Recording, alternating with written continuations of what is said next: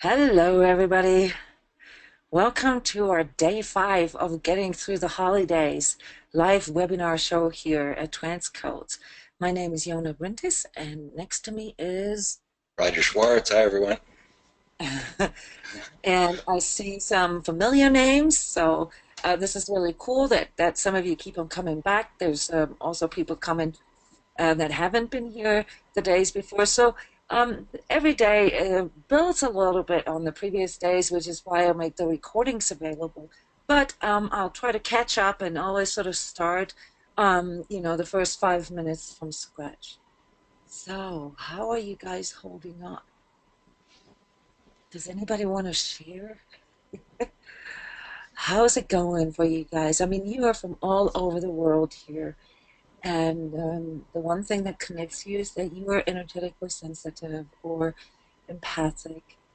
And we've talked a lot about collective energies. We've talked about sort of the basics of energy management within ourselves. So today, things are peaking a little bit. So how are you guys doing? For those of you new to the software here, you can type in questions, comments that we can read. Not everybody can read them unless you press the share to all, I think it's called, or send to all button. And if you would like to speak into the microphone, then you can just push that raise your hand symbol, and then I'll hand over the microphone to you. All right, doing good, doing good. Okay, getting a little tired. Yep, I'm here. Um, you're with me. I'm getting very tired right now. Part of it is probably in our case here, Rogers, in my case, is that we have a free group healing tonight. This is the cue for me also to remind everybody that if you do need assistance, we do this free group healing every month, and we have the so-called remote prayer session today at 10 p.m. Mountain Time, which means roughly an hour, hour and a half, 2 hours after our session ends. And Roger and I are both feeling this coming in, so we're a little tired today. Is there Um, still time to register, Yona, for There is tonight's? still time to register. Yes, we can usually handle registrations until like half an hour before session. Then it gets a little tricky because we're already meeting then, and it's difficult to check email and so forth. So, if you would like to join the remote prayer group healing, then please visit transcodes. Um, Go to the front page. This is what this looks like.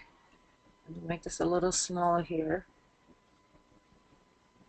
And you will see, this is us right now here, and you will see the registration link for the remote prayer session here. So when you click on that, it gives you a little more info about what the free healing is, and then just type in your email, first name, and we do need gender and stuff like that, basic stuff. But other than that, this is open to all, and it's open to anyone unlimited amount of times too. So especially when people are dealing with chronic conditions, I strongly recommend to come to these free sessions over and over again.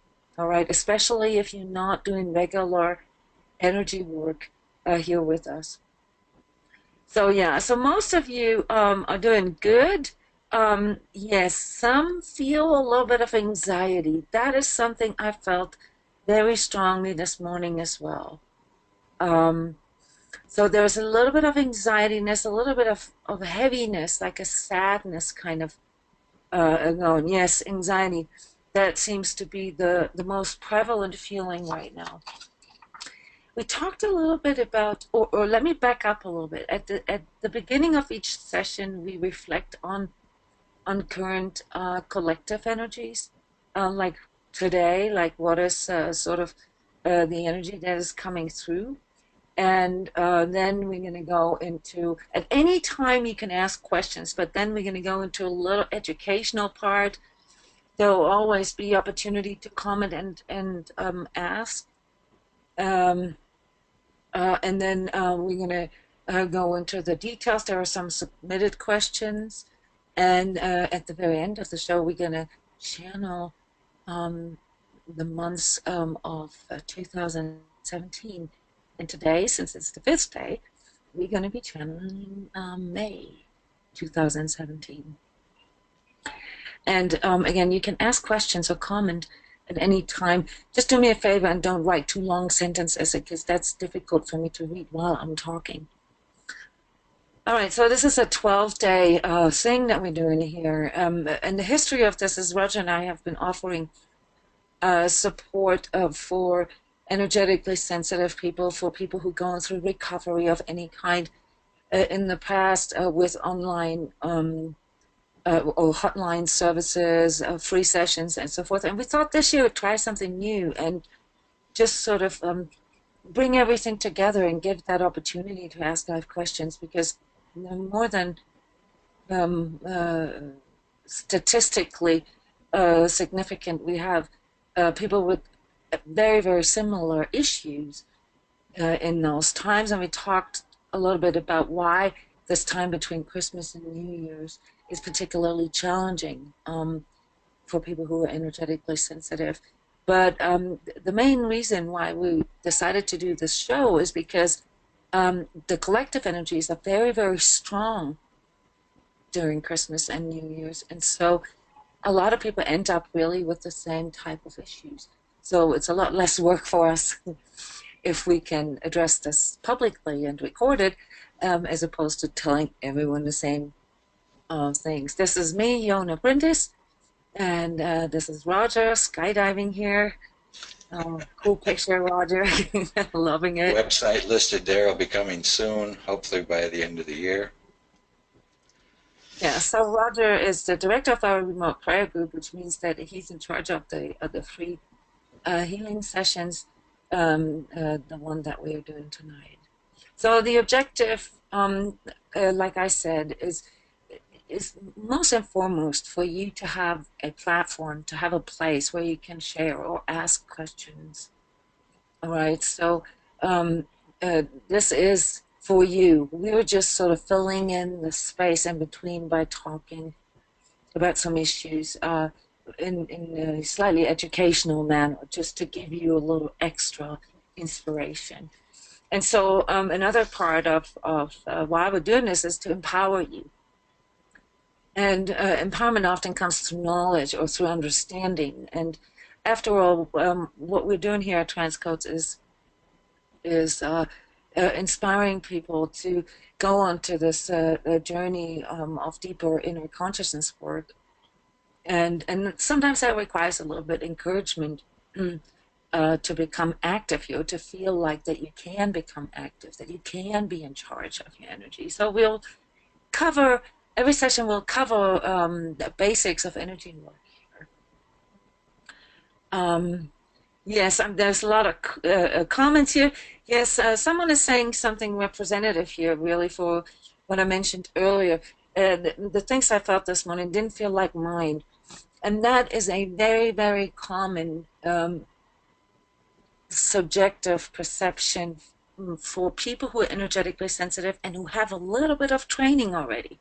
Now, those of us who have substantial training are able to discern whether it's collective energies or our personal energies, or maybe energies that are coming out of our direct environment, like, say, the husband or the children, or the people that we're socializing with that day.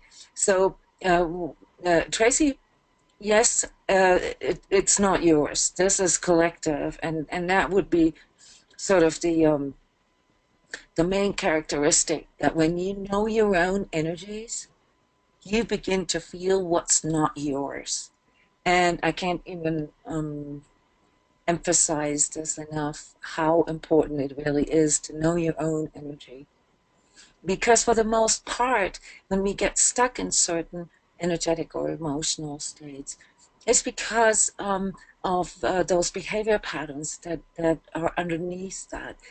Things like beating ourselves up over things. Oh, I should have, or how didn't I? Why didn't I? Why couldn't I see this earlier? And those kind of mental patterns, but also the emotional patterns, they can be clarified oftentimes if it becomes more aware to us that we are actually subject to energy draining energies from the outside. And then, of course, in um, continuing our journey, the more aware we are, the better we know our own energy, and the easier it becomes for us to differentiate inner from outer energies. Well, the easier it is for us to deal with our energetic sensitivity. And so a lot of the of what we teach here at transCODES has to do with learning about your own energy, learning how you can utilize your self-healing, learning basic techniques that address those aspects in you. So the first thing that we learn is our own energy, and then to differentiate what's ours and what's not. So current collective energies, and I wrote an energy report yesterday, which can also be read at transcodes.com in the blog section. I'm announcing that there are some challenges right now, and that's not just because of the holidays or the year end.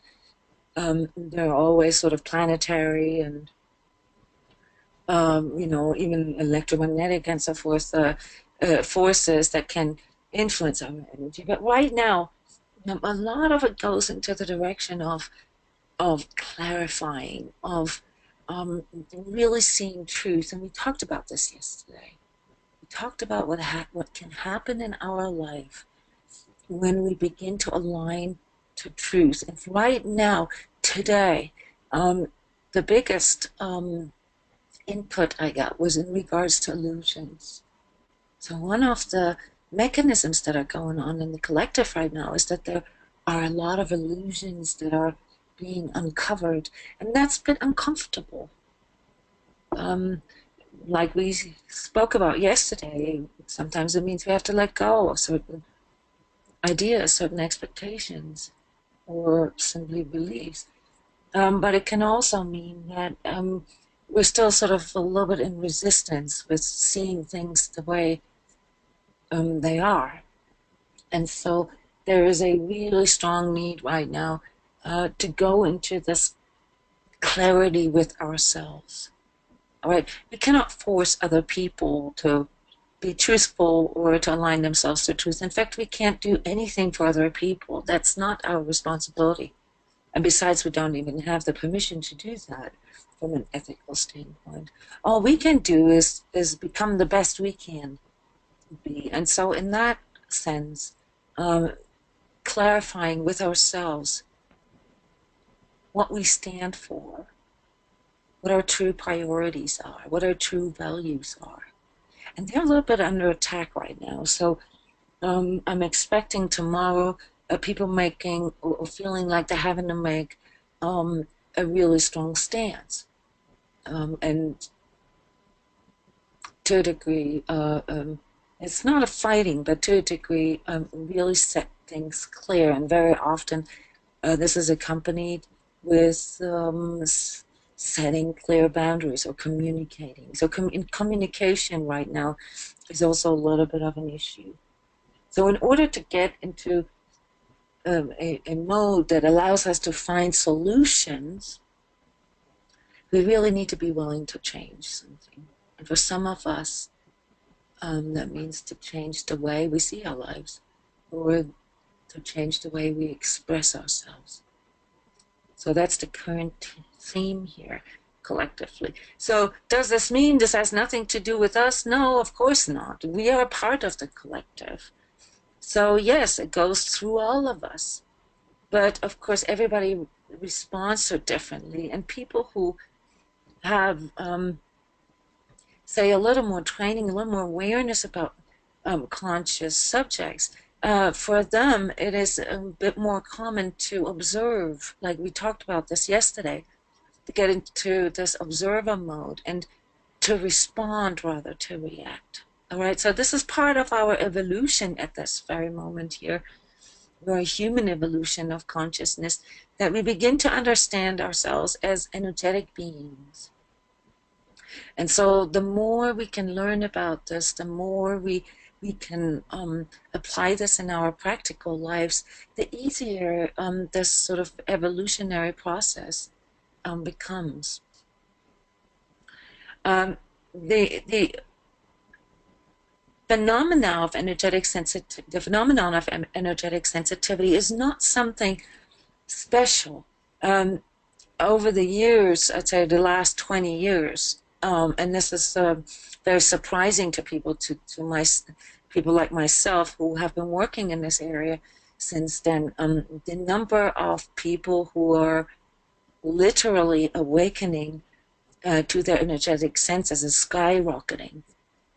And something that I didn't even anticipate is now starting to really become apparent, and that is that nobody's ever taught us how to deal with our energetic sensitivity.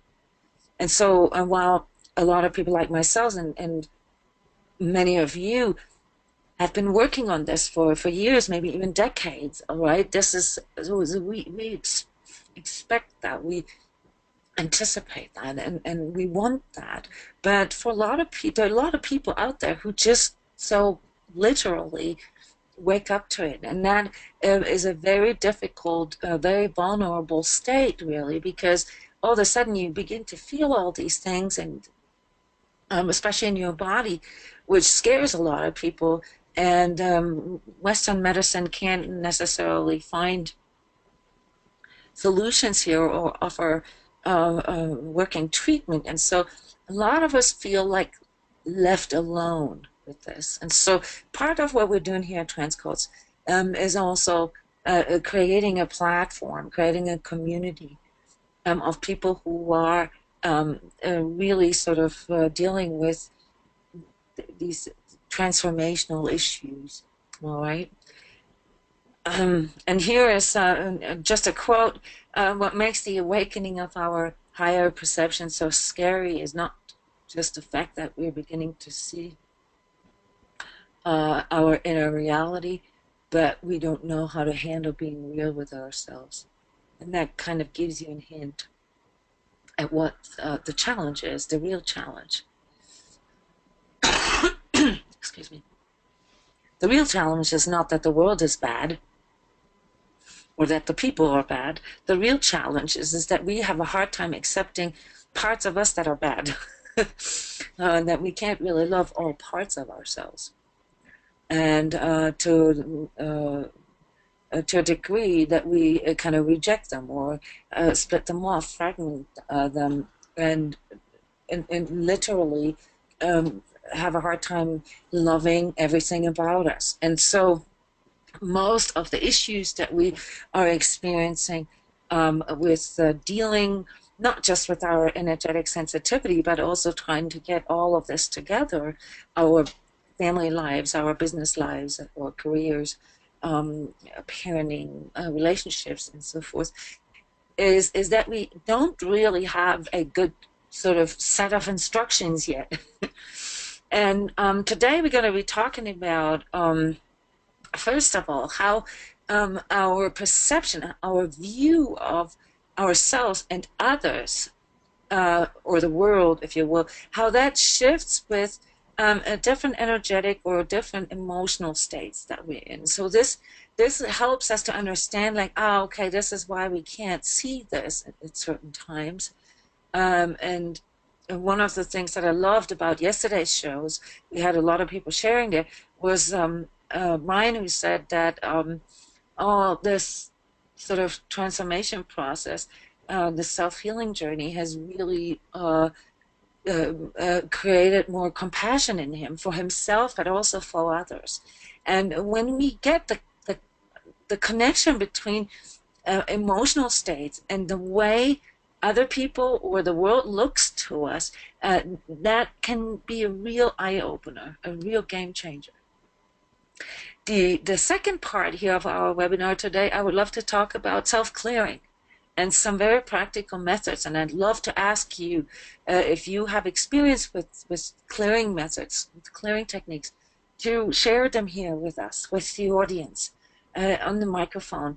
There, every single time I talk to others about self-clearing, I learn something new. So please um, give us this variety, because there's no just one way to do this. But the one thing needed in order to even explore this area is to understand the necessity, why we do need to see energetic clearing, kind of like taking a shower or brushing our teeth, because it's part of our daily energy household, our energy management, and it's integral part of our being.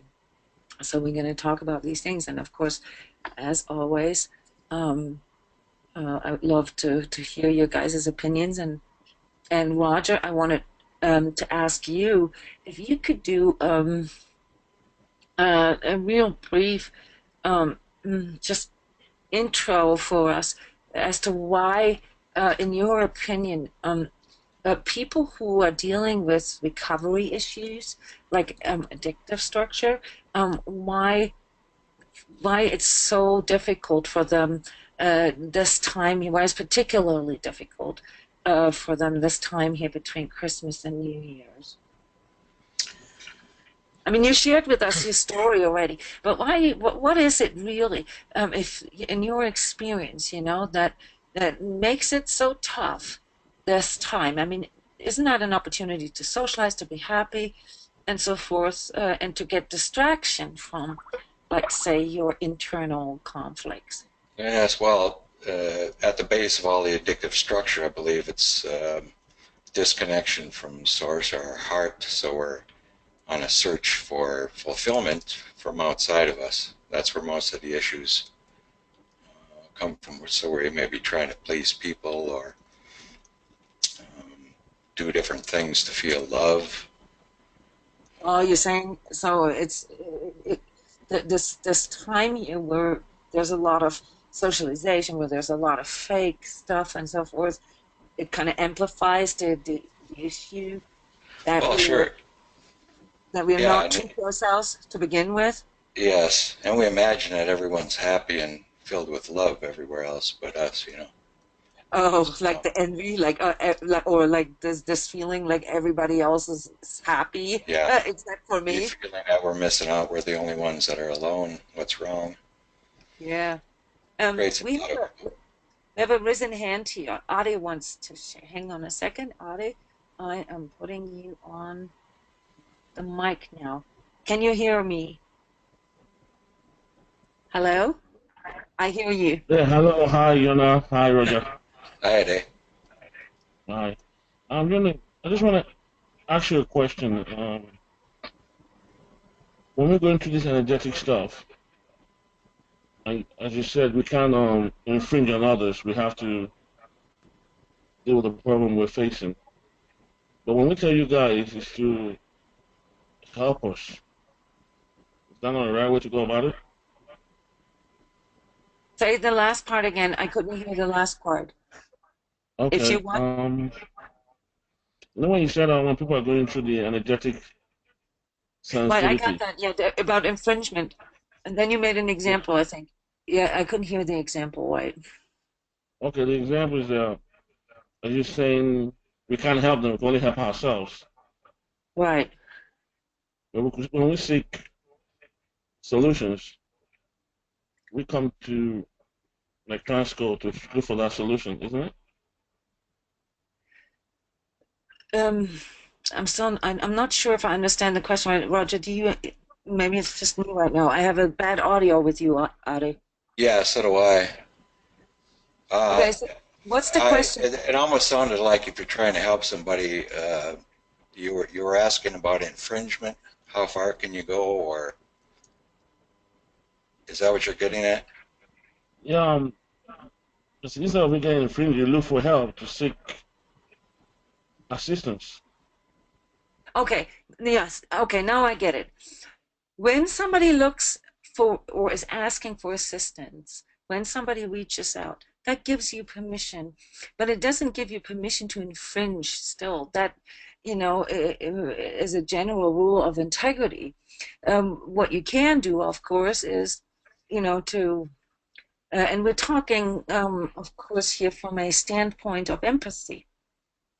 There are several different levels on which you can respond to a person. Like, say, if somebody is suicidal, right? Like down here, there's, just as an explanation here, real quick, this vibrational scale of energetic states. I've explained this a few times. I'm going to skip the explanation real quick, but I think you're going to get it here. So if someone is in a very, very low state, like say suicidal, like about to harm him or herself or others, then of course they don't have enough energy to help themselves. In that state, it's okay to do interventions, for instance, right? And that would be sort of the ultimate infringement. But in this energetic state, there is no other solution.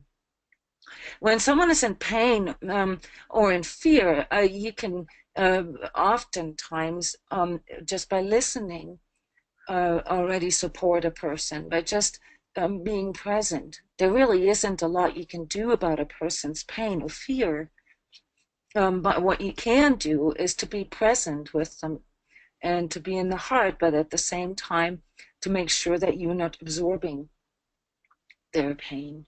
So this is particularly important for energetically sensitive people. People who are in anger, again, there are people who feel the anger inside and who are looking for help, so that who can actually say, I'm constantly angry, I'm constantly feeling this feeling attacked by others, I'm constantly feeling defensive. And when someone in this state asks for help, it's oftentimes the one help that we can offer is oftentimes that we can calm them down and say, it's okay to be angry, because a lot of people have patterns, behavioral patterns, beating themselves up over their anger, and then there's perpetuating cycles that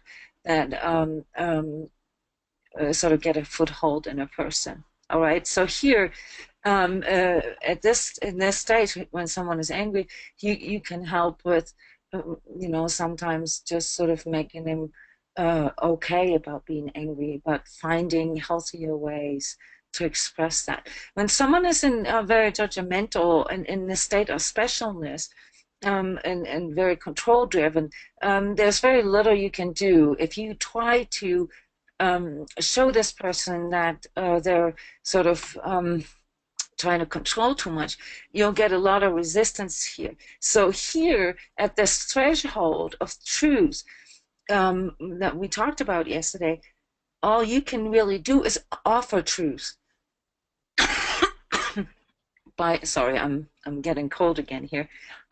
By living it yourself, by becoming it yourself, and then of course anything here in those higher vibrational states, when someone is already here at this place where the person is willing to let go, where they have the courage to do changes, all you really need to do is to be the best you can be, to become who you truly are. And that then empowers the person to follow your lead.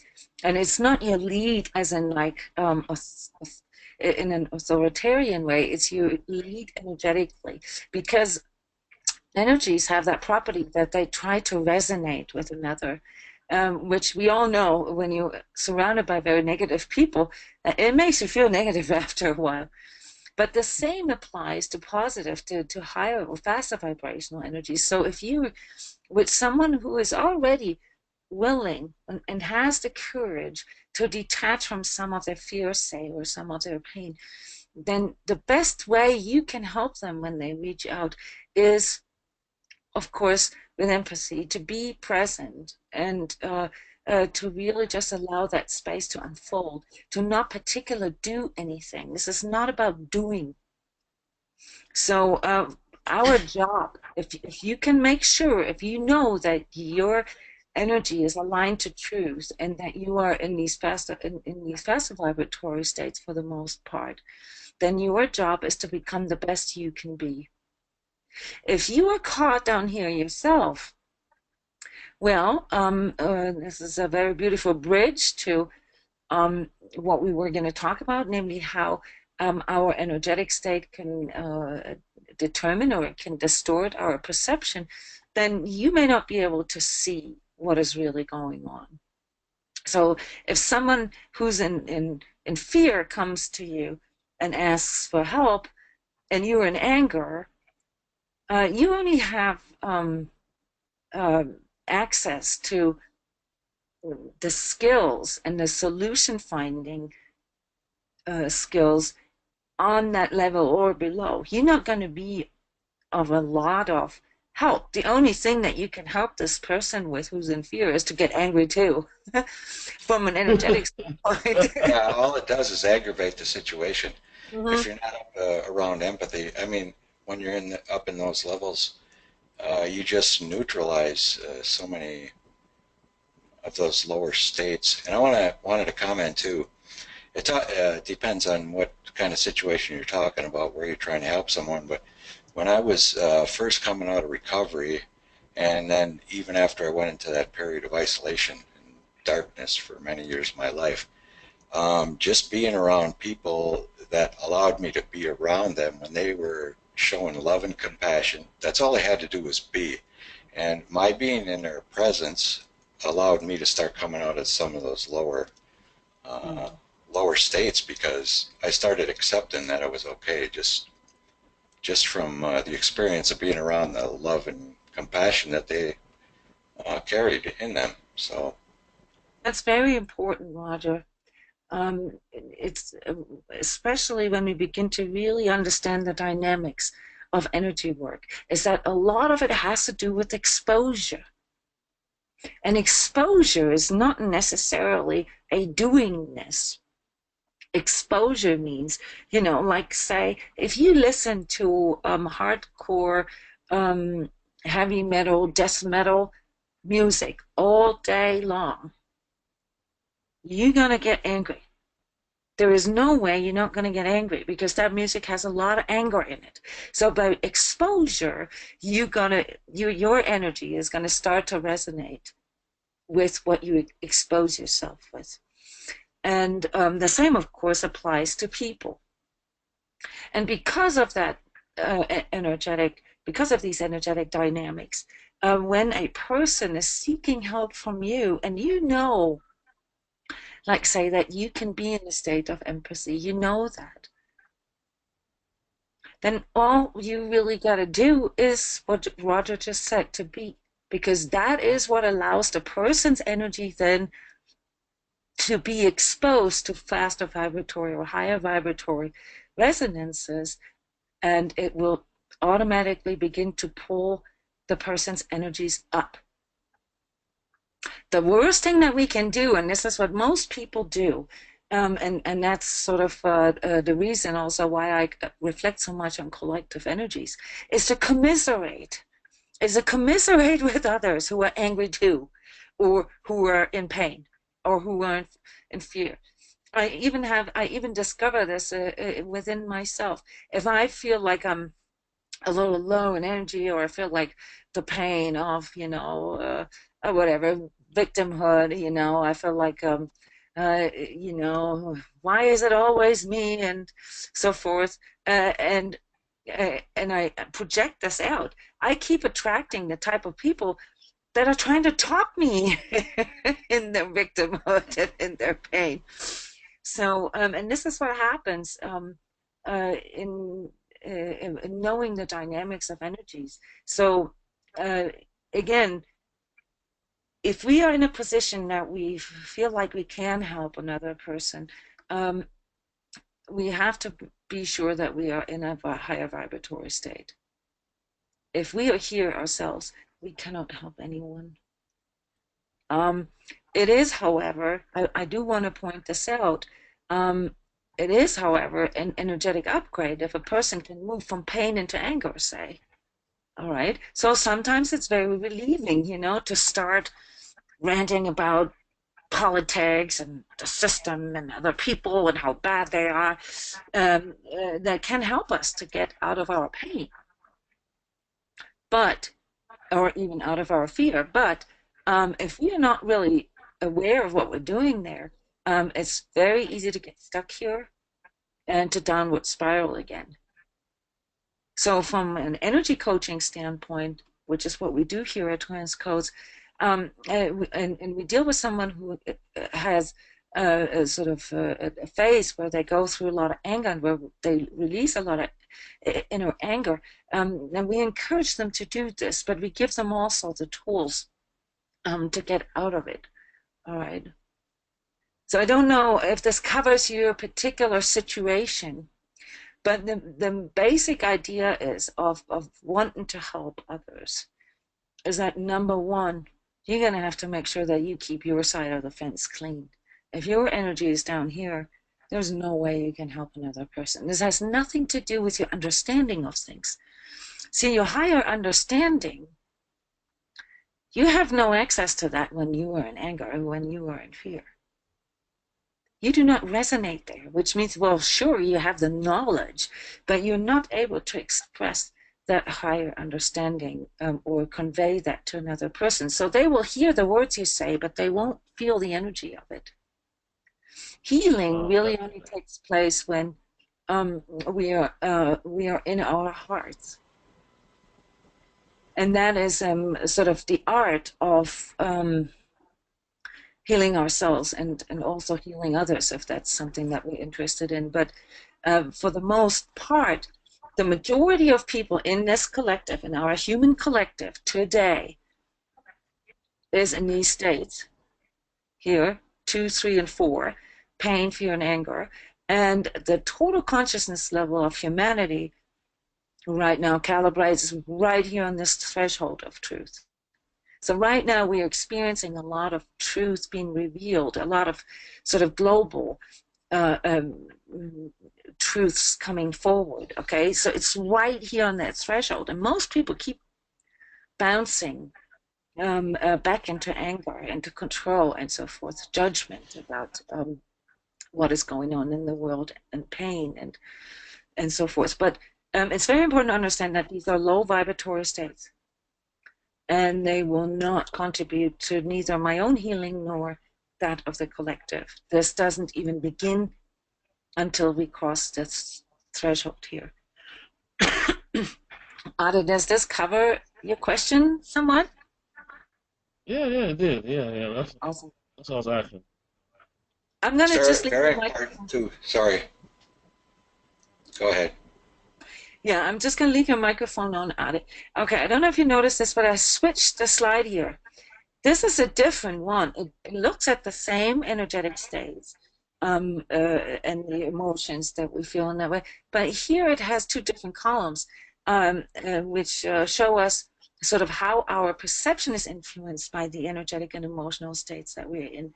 Namely, here how we see ourselves, and here how we see the others or the world. And this clarifies that even more. Right? So one of the things that, for the most part, that is not so much clear to us where we're at, becomes much more clear if we look at how do we see ourselves and how do we see the world. Then it becomes a lot easier for us to really identify where we are energetically for the most part. Now we're all fluctuating energetic systems, and on our journey, ultimately, the improving our energy, improving our state of living, our state of feeling, our state of happiness is our goal. It's what we call the higher vibratory goal. Now, a lower vibratory goal, and there's no judgment in that, could be survival, for instance. All I want is to survive. All I want is to have power. All I want is to be famous. All I want is to be not hopeless anymore. All right. So these are valid goals, but they indicate an alignment in lower vibratory resonances, which, as you can see here on the right, associated with our ego. And this is really what our ego is designed for, what it's good for. It's supposed to secure our survival. It's supposed to, get us to this place that we feel in control, that we feel safe. But from the standpoint of consciousness evolution and the standpoint of a spiritual journey, that's limiting. So we learn that an alignment to our true self, which is now not so much bound to our body anymore or our mind, it can allow us much different experiences with ourselves and with our world. And there's another threshold, and that is here. That's the threshold when we begin to be able to let go of our mind and our physical as sort of the projectors of reality. This is a threshold that most people here at transCODES are working on, to become able to bypass their mind. And we talked about this, and I think on the second day. So in order to reach these higher vibratory goals, to be happy, to feel love within, and to be in a state of abundance. But let's look at how we see ourselves very quick here, going through those energetic states. When we are in a very, very low state, comparable with apathy, we feel worthless. And as you said, Roger, so correctly, separated, disconnected from others. In fact, we actually feel disconnected from ourselves. And from a higher vibratory perspective, we also feel separated from Source, from God, or our inner higher power, however you want to call this. This is a very vulnerable state, because here we literally feel on our own, and there is no worth and no value to what we are contributing or to what we are. And so some of our coping mechanisms are hiding, isolation. When people are in pain, and of course this is simplified, right? But it gets the idea across. When people are in pain, emotional, mental, physical pain, of course we all know, this is how we feel. We want to cry. We just want to give up.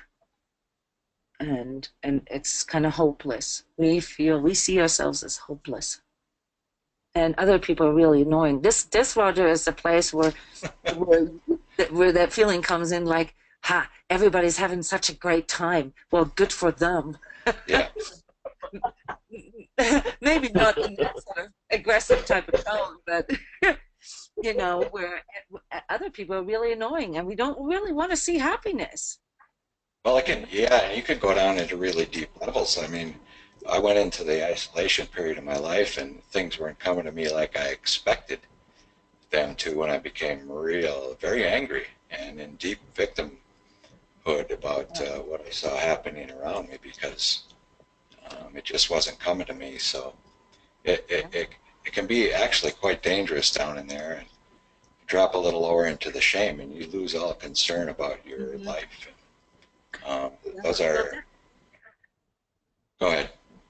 We'll dedicate one day to just looking at patterns, but right now, let's still just look at how the world and how ourselves look, or how we perceive them. When we're in fear, of course, fear, anxiety. So we identify that this is sort of part of the collective stream right now. Then we want to run away. We literally want to, that the flight aspect in us is triggered. And by the way, I've written about this in past energy reports. This is all these lower vibratory states. They are directly linked to our autonomous nervous system. Someone who's in anxiety will be under constant stress. The adrenals will be constantly pumping fear hormones and neurotransmitters into the system. Cortisol levels will be through the roof and so forth. This is why a lot of people, when they stay in fear for a long time, begin to develop chronic diseases, because the system literally wears out, because we are in a constant state of alert.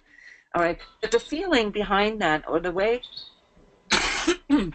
we see ourselves, is helplessness, and others or the world feels threatening to us. So if we feel like the world out there is threatening, that means that a part of our energy is caught here in fear. Someone is asking, how can we determine if energies are collective or not, if we are sliding up and down the energetic scale?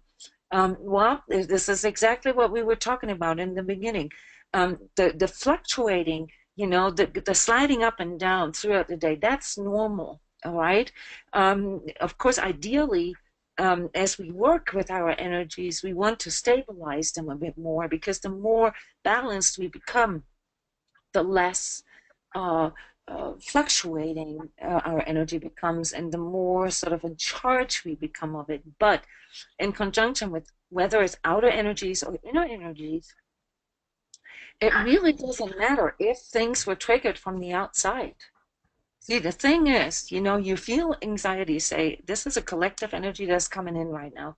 And if you have a trigger there, if you have some unresolved aspects there, then it will trigger your inner stuff. And now you're in it, regardless of what triggered it.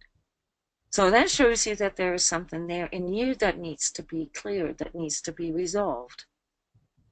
And this is part of the pattern work, really investigating the patterns that are in you, to find out, like, okay, if I keep on going into fear,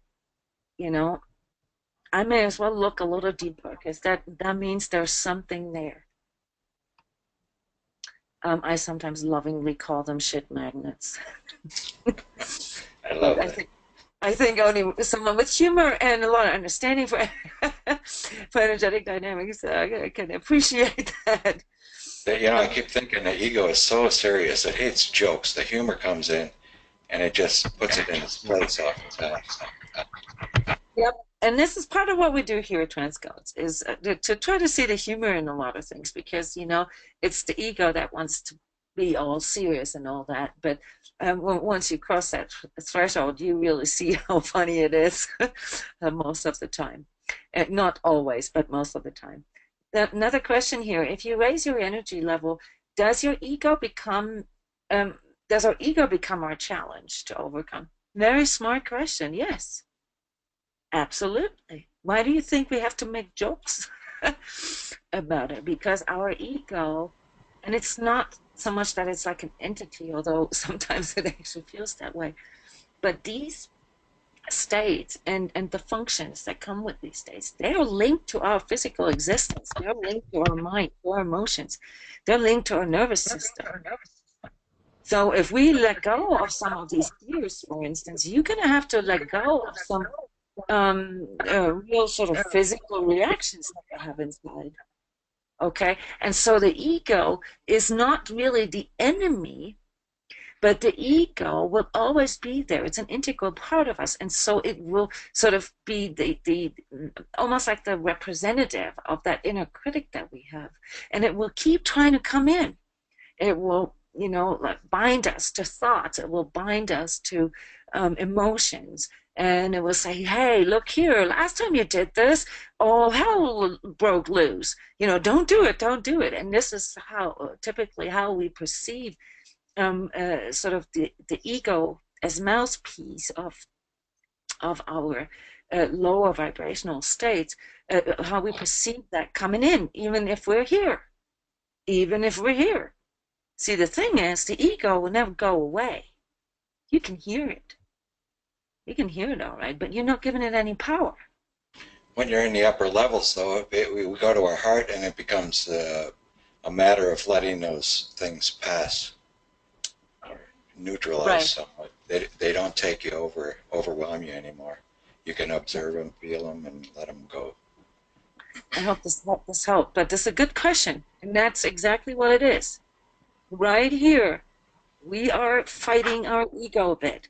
And then here it gets easier and easier and easier as you go. But the ego will always be there. You'll just recognize it for what it is. You'll say, oh, wow, my ego is really trying to get me into fear today, or trying to get me into anger or whatever. Or, you just become able to detach more easily.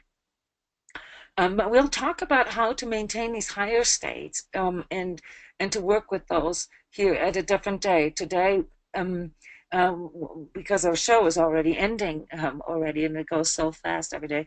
Um, uh, let's complete the way our lower vibrational emotions and mental beliefs and so forth can get us stuck into these ego states. So again, when we fear, then the predominant feeling or way of seeing ourselves is helplessness, and the world, other people feel threatening to us.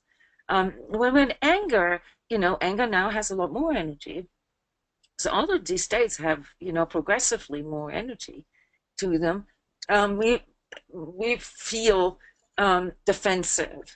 That's probably the most domineering sort of personality trait that comes through in the energetic state of anger. And other people, they feel offensive. The world feels offensive. That's a little higher up from threatening. So we just constantly feel attacked. And so our MOD, our method of operation, is most likely here in attack. So this shows us that we are either primarily or temporarily dominated by the energy of anger. And I want to clarify here real quick. We all go through several of these, or we can go through several of these stages throughout the day. Like today, I went through pain, I went through anger, I went through control. And yet, I also went through, or stayed in a space of love and expressing myself, with my family and so forth. Very beautiful experiences today. But I still had all these moments today. So when you know how to calibrate yourself to higher vibrational states, it's very easy for you to observe that when you're here. But when you have not learned how to hold these states, you cannot observe that you're here. And I think that is probably the easiest way to tell where our energies are located, at least in retrospect. And that is one of those typical things I hear. Well, I always see it afterwards, but when I'm in there, I can't really see it. And that's sort of, that's normal in the beginning when we're in these transitory states, that we sort of don't see it coming fast enough, and don't really know what to do. And so it's a bit by bit process, and it has to be clear to us that Yes. yeah, that this is not an event. This is something that where we have to untrain ourselves from certain patterns. We have to override deep things, sometimes trauma, sometimes karma, and so forth. So sometimes there are severe blocks there in our energy system, why we can't move out of these states. All right, this is what all this energy work and energy clearing and so forth is about identifying some of the blocks there, that regardless of our intention, of our spiritual goals, we just can't move past that. And that's when energy work comes in and can really help us to release some of these aspects. So here, the last state that I wanted to talk about today is specialness. Okay, the most dominant a trait or personality trait that comes forward when we are here in pride and special is control. All right. And the way we see ourselves is often sort of from a superior point of view. We have to feel superior in order to feel safe, and therefore others feel inferior. This used to be my coping mechanism for anger and fear. When I got in fear or anger, I used to go into superiorism.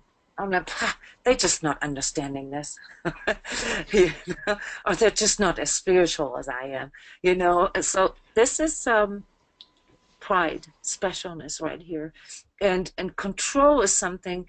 Just so you know, not to beat yourself up over this when you identify this with yourself, is most of our coping mechanism with fear and anger. We try to control. This is what we have been taught, what we have been conditioned by society to do in order to deal with our mind and our emotion. We have been conditioned to control our emotions. And this is why so many people have issues here and blocks, because they were never taught, and they have no role models for it either, how to healthily deal with emotions. And so a lot of people have a really good understanding of spirituality, really good knowledge too, but also have really severe blocks here in these lower vibrational areas of their energy system, because they still can't accept those parts about themselves. So a lot of the work we do here is about forgiveness work, is about really understanding why these things are there and to integrate them, and to learn that it's important to love them as well. Yes, and here's another common mental looping. Is a major trap. Mental looping. I don't know if everybody understands what that means, but that's like sort of when you're caught in your head and you keep on thinking the same thing over and over. You know, when you can't fall asleep because you keep on thinking about what you got to do tomorrow, or what ifs, or going through like the hundredth iteration of what may happen if this or this is being done. So mental looping is a function that we all have, but of course it's a trap. So it's a trap because it keeps our energies here in these lower states. And when we discover that we are sort of in that loop, there's, by the way, there's also emotional looping, which is the same thing. You know, we get angry, and then we get sad, and then we get angry, and then we get sad about the same subject over and over and over again. It's the same thing with mental looping. Um, then the only way to get through this is to really learn, and this again is probably the single most important thing you can learn to clear or to self-heal, is to condition your system to let go, to really let go. And that needs to be practiced. That's like a physical exercise. You need to build that muscle memory so that when you're caught in those states, that you can cross this threshold at will. And there are certain techniques that you can apply to do this. And I'm afraid we're running out of time here today to talk about self-clearing methods. So that will be the subject for tomorrow. Okay? So tomorrow is all about self-clearing.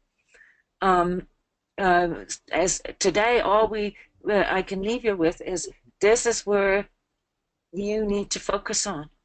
And the one technique that I had introduced. Sorry, go ahead. Okay, I thought I heard somebody.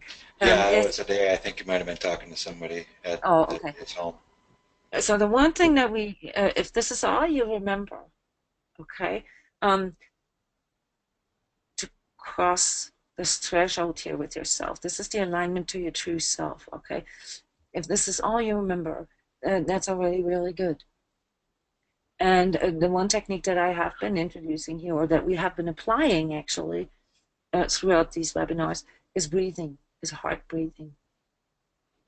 And we're going to do this here in a couple of minutes after we responded to some more questions, because we're going to use this technique of clearing all our excess mental and emotional energies to channel or to tap into our precognitive skills, into our precognitive abilities, and we're going to channel May 2017.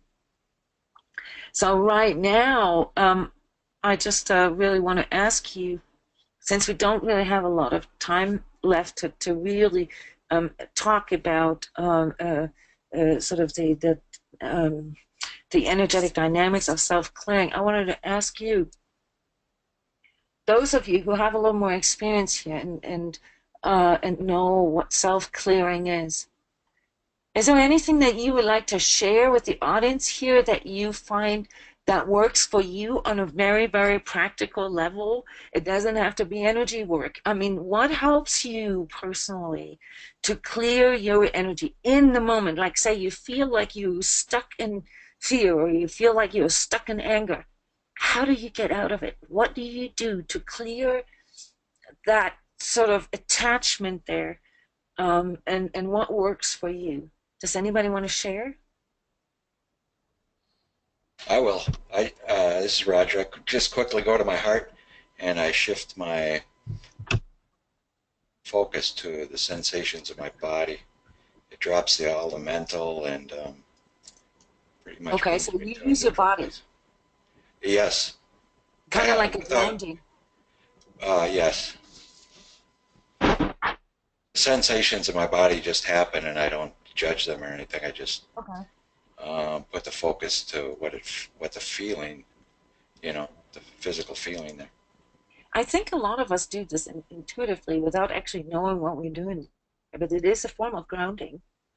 And by shifting to your body, a lot of people do, like for instance, physical exercise in order to relieve anger. All right. I very often recommend this to people when they have issues with anger to find activities, um, chopping wood, or kickboxing, or shoveling dirt, so where there's sort of an impact with it that allows some of that anger energy to be released into the ground. That's very good for fear also. A lot of the anxiety and what we think is fear we're experiencing, it just seems to be excess energy that needs to be burned off, and it can shift very quickly with some activity like that. Yeah. Someone here is sharing water the garden. This is funny you say this. This is exactly what I do. This is my first, my to-go place. If I'm like, I go outside, take the water hose, and I Shifts your give my focus, flowers some yeah, loving. like a Yes. form of meditation. Deep breaths. Yes, and of course, meditation here in this and a lot of you have answered with breathing. Deep breaths to feel the air in my nostrils, drawing into the throat and chest. It takes away the awareness, or it takes the awareness away from anger. Yeah, so that's very similar. That's a mixture, like to what Roger said, like feeling things in our body, but at the same time also breathing. So breathing is known to help with certain energetic states, such as anger and fear, because as soon as we take a deep breath, especially if we use our diaphragm and really open up our system, our parasympathetic nervous system kicks in, and it begins to emit neurotransmitters that calm us down. All right, so that there is also a physical a reason why breathing can really help us to calm down. And this is very often also the reason why meditation really works for a lot of people, because they, throughout the day, they don't really take that time. But then when you actually lay down and meditate, where most meditation techniques kind of start with focusing on breathing, that's the only time of the day where most people actually focus on that and clear their energies without knowing what they're doing there. And this is what one of the main um, things that meditation can do for us. Yes, take the awareness away from what is right in front of our eyes. Yeah, how do you do this? Like by closing your eyes, or um, Yeah. Well, other people here, yeah, breath. Yes, with the breath. Okay. Breathing, saying an invocation or an affirmation or a prayer. Someone says, yes, that is absolutely correct. And if we combine it really with saying it out loud, whatever it is, I use the grace integrity invocation that you can find this in the forum. It's not on the transcode site, but everyone who does transmissions with us knows that one.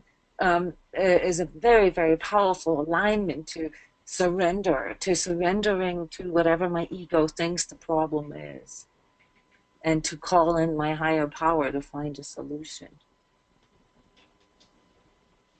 Yes, and yes, also aligning ourselves to what's in the moment. Yes, that's very, very important. To align ourselves to this moment. Okay, hang on, because a lot of times, whatever our fear is or whatever our anger is about is all in the past or in the future. So pain is typically related to the past and fear is related to the future. And as you can tell, they're both, of course, interconnected. If I had pain in the past, well, then my fear will most likely be linked to experiencing that pain of the past again. So fear and pain often go hand in hand. But one is related to the past and the other one is related to the future. And both really disconnect us from the moment. So if we can manage to sort of cut through that and align ourselves to this very moment, okay, hang on, and I breathe and I feel my body. I'm here, this is where I am right now, and I'm taking a 2-second time out here. And then things begin to shift. The way we see ourselves and the way we see others will begin to shift, and we begin to have more access to our higher vibrational solution skills. Yes, so a lot of techniques here. One thing that I use, and this will be interesting for every one of you who has a very strong critical inner voice like I do. These negative thoughts, these nagging thoughts that keep coming in. Oh, why did you do that? Oh, listen to your voice. And oh my God, and you always say am and am and am. And oh my God, like this type of inner critic, right? That sits here on our right shoulder. Here's what I do. With every of these thoughts that come in, I choose whether I want to listen to them or not. And if I don't want to listen to this, I take this thought literally with my hand, and I used to do this a lot years ago. Now I do this energetically, but I used to literally take my hand, go through my hair a little bit, grab that thought, and throw it on the ground behind me.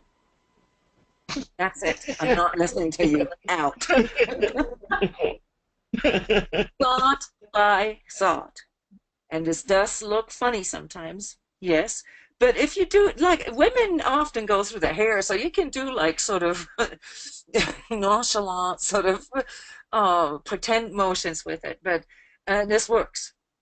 All right, you can do this energetically, but you can also do this literally. Very often, the connection with a physical action, such as saying something out loud or literally swiping it away or grabbing it and throwing it out, all right, makes it a bit more powerful for your system. So those sort of like very basic self-clearing techniques. There are others that go a little bit deeper that utilize elements like water. For instance, water is a very cleansing agent, it's very feminine, and like taking a conscious shower or a conscious bath and really allowing the water sort of to cleanse us from all these things. Fire is a very strong cleansing agent, and so is the earth, as in, going out, taking our shoes off, going barefoot, getting our hands in the dirt. Those are very powerful clearing techniques, and so is the air. To let the wind blow into our face, go through our hair, and sort of trying to feel the wind going through our entire energy system. Those are very, very powerful clearing techniques. Someone is commenting here. You said once, noticed a voice change. Try to bring voice down a notch and be aware of sound, of the sound of your own voice. Yes, that's something in regards to the awareness of where your energy is located. So when someone like myself, for instance, right now, I'm slightly mental right now because I have to keep an eye on the clock. I have to read questions. I have to communicate with Roger, and I have to talk. That makes me a bit mental. So my voice has a little higher pitch than when I'm uh, really in my heart. When I'm in my heart, my voice sounds more like this is how my voice sounds when I'm in my heart. I don't know if you noticed the difference. So, and noticing this about yourselves, like how your own vibration changes and how it expresses in you, can also help to do immediate shifts.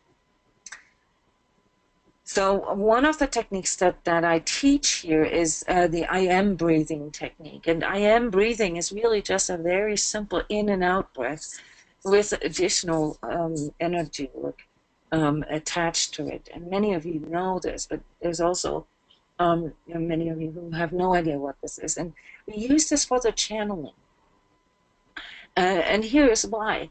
Most people think like, oh, you have to be born, a clairvoyant or whatever to be able to see into the future.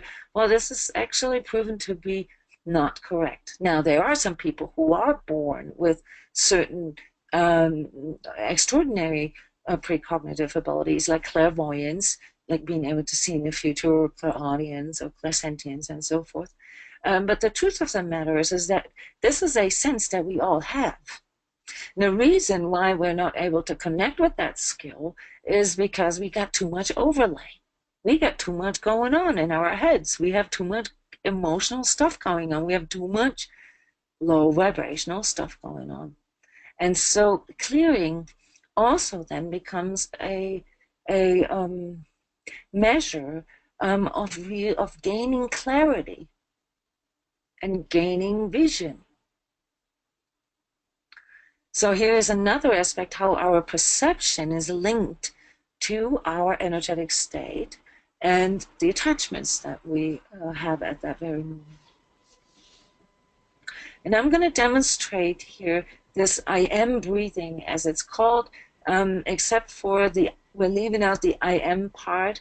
I want you to really just focus on feeling all your excess emotional and access mental energies to be pulled into your heart and then to be released sideways. And I'll demonstrate this here in a bit, but there's one thing to understand what's underneath all that. Our heart center, okay, the center of our center, which is not the same as our physical heart. It's the one that's located in the middle, in the center of our chest, is a very, very powerful energy field. In fact, nowadays, research, consciousness research is showing that the heart field, well, not only can it be measured and proven, that it has its own intelligence and its own memory storage. Things that those of us on the spiritual journey have been experiencing, empirically experiencing all along, is now starting to become scientifically proven. However, most of us don't really know how to access that. And that's why the breathing into the heart is such a wonderful and also simple way of doing that. So by breathing into our heart center here, what we're doing is all energy that goes into our heart center can literally be inverted, can literally be turned from negative into positive, if you will, or neutralized for that matter. And so the thing behind heart breathing is to neutralize excess information, excess energies, things that can dominate our energy, that can sort of lead us astray, that can make us stuck. And this is how this goes. As you breathe in, so you take a deep breath in, let your belly expand, like really big. And as you do that, visualize sort of all energies from above your heart, like your upper torso and your head and above your head, including all those beautiful negative thoughts, to get pulled into your heart. And as you breathe out, you breathe all of that out sideways. Sideways, like as if you have your arms stretched out left and right, not forward, like your breath goes forward. Try to feel this more on this sort of sideways plane around you. Okay, all around you, not just forward. Right? And the same as you breathe in, you pull in all the excess emotional energies from your lower half of your torso and your legs and below your legs into your heart as well. You do this simultaneously. And then you hold this for a little bit, let it invert, and then release it sideways again. So this is the sort of the half of the I am breathing technique. The second half of the I am breathing technique is to actually voice out the words I as you breathe in and am as you breathe out. But we're not doing this here in a webinar setting because that's just simply too loud. What I want you to focus on is really just breathing in,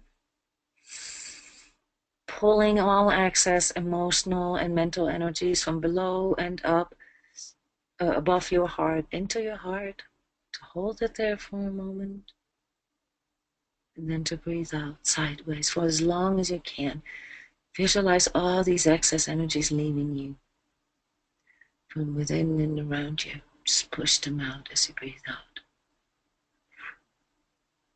And again, breathe in, pull in all energies into your heart center. Hold it there. You may actually feel a rotation when you hold it there. So those of you who are accustomed to visual perception and your inner lexicon of sensations, you'll feel a lot when you do that. And then breathing out, releasing all these energies sideways. And again, breathe in.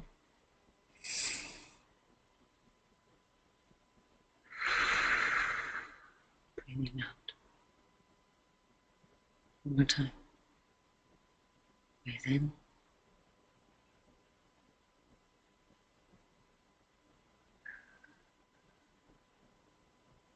Very good.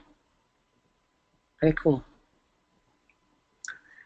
Now you can keep your eyes closed. I don't think I actually said to close your eyes, but it's always more intense and a little easier to stay in focus when closing your eyes. So as you breathe in and as you breathe out, think of next year. Think of May 2017. What comes in? Pictures, music, smell, taste, numbers, colors, shapes. What comes in for you when you think of May 2017? And just keep sharing. Just shout out loud, type it, whatever comes forward. It doesn't have to make sense. Seeing people locked arm in arm, like community coming together. You've seen people coming together in a community? Yes, like standing arm in arm, like community coming together. Okay. I'm writing down community, okay. I'm seeing blues, like a lot of blue energies, maybe also water. Triangle.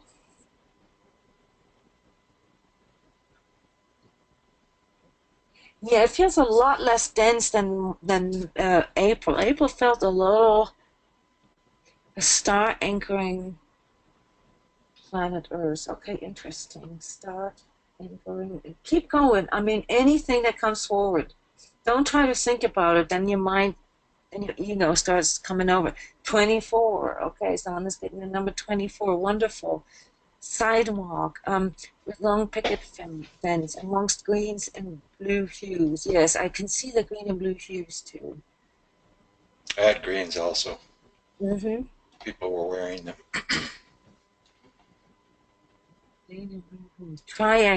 Triangle eyes. Interesting. So triangle is something that is coming in. Intensity, energy waves. Makes me shaky. Maybe the body's trying to process it. Yeah, that's typically what happens when you really tune in. You get physical sensations along with it. They may not always be linked to sort of premonition, but they're linked to a certain inner lexicon, like what this means to you. So, what do you relate this intensity to? These energy waves? Do you relate it, or to feel it out a bit?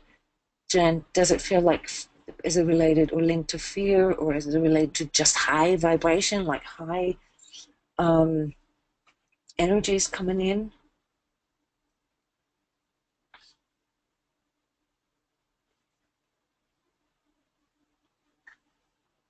Yeah, okay, so it feels more like just in general, just intensity. Okay, same here. High vibe, uh-huh. A lot of people, yeah, a lot of people saying that. I see water, I see a flow, almost like a back and forth, something like that. Um, I do lots of people on the streets. Roger, maybe similar to what you're seeing. They're not exactly celebrating something. Not sure what we were feeling as I nodded off in the light sleep, but sharp pain in the head just woke me. Interesting. Okay. Where in your head, Tracy?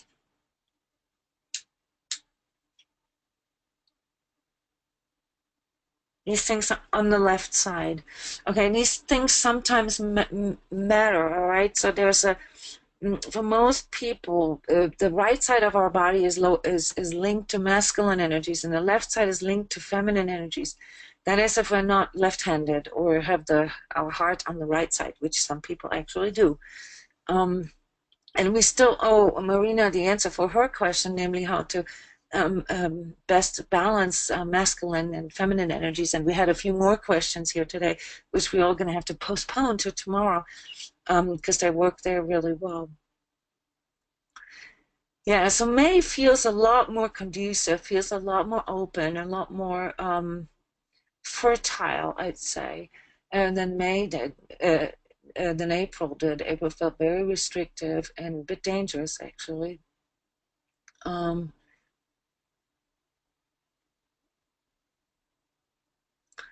there could be a global event in April, so I'm going to write this down. So this is not necessarily all there is, guys, but this is how you transcode things. So the process of transcoding works like that. You tap into your higher consciousness and just allow everything to come forward, and don't interpret, don't try to make sense of it at all, and just keep going. So when I will go in and spend a little more time with this and produce a forecast for 2017, a calming breeze. Yeah, I'm going to write that down because I feel that too, so, in conjunction with the water. With the emphasis on calming too. Um, and then I'm going to put all of these things together that you guys channeled here during these 12 days of live webinars, all right? And I won't be able to name you by name, but know that when the transcodes energy forecast for 2017 comes out, that you contributed to it. All right, I think that is so cool. Tomorrow's subject will be regular self-clearing. So I want to dive a little deeper into what we can really do to keep our side of the fence clean, to keep the overlay low, to clear when we can identify that we're stuck in certain states. And I'm hoping to have Jeff Casper here tomorrow, who is an expert in clearing. So as a panel guest, Roger, this will be very exciting. And we have to come to an end here today. So I want to really thank everybody for coming here in these great numbers. They're growing every day, which is a really cool thing to observe. And I hope you enjoyed the recording if you weren't able to listen to this event live. If you have questions, please send them in ahead of time, especially if you don't know if you can make it or not. We will address them. You may sometimes have to carry them forward just out of time restrictions, but we'll address them. Yeah, so thank you very much, everyone. It's such an honor to have your attention here and to have everyone come from all different kinds of walks and all over the world. It's wonderful. Thank you, everybody. And Roger, somehow you got turned off. Your microphone got turned off somehow. So, in the name of Roger, thank you, everybody, for coming here. All right. Seeing you tomorrow. Same time, same place. Thank you.